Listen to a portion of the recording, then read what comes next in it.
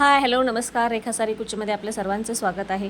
आज आपण या व्हिडिओमध्ये बेबी कुच पाहणार आहोत. म्हणजेच साडीचे छोटे छोटे साईजचे आपण साडीला गोंडे तयार करणार आहोत. त्यालाच बेबी कुच असे म्हणतात.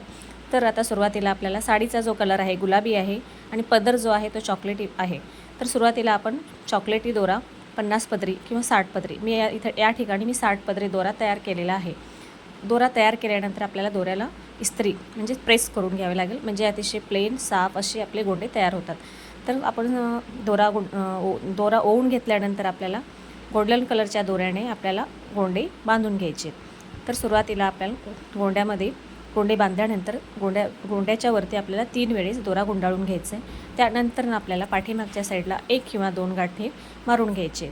नंतर आपल्याला बेबी कुचीसाठी या ठिकाणी छोट्या साईजचे गोंडे आपल्याला कट करून घ्यायचे आहेत. आता व्हिडिओमध्ये दाखवल्याप्रमाणे आपल्याला गोंड्याची साईज छोटी ठेवायची आहे. तर यालाच बेबी कुची असे म्हणतात. आता आपण चॉकलेटी गोंडे तयार केलेले आहेत.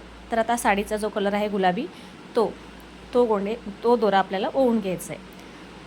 नंतर या गोंड्याला पण आपल्याला गोल्डन कलरच्या दोऱ्याने गुंडाळून घ्यायचं आहे. नंतर पाठीमागच्या साईडने गाठ मारून घ्यायचं आहे आणि आपल्याला छोट्या साईजमध्ये आपल्याला गोंडे कट करून घ्यायचे आहेत.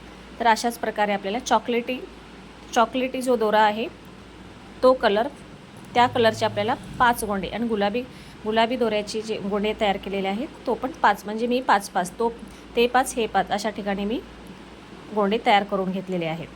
तर अशाच प्रकारे आपल्याला पूर्ण साडी आपली तयार झालेली आहे. तर डिझाईन आवडली असेल तर डिझाईनला लाईक करा, चॅनलला सबस्क्राईब करा. आपण नेक्स्ट व्हिडिओमध्ये परत भेटूया. थँक्यू.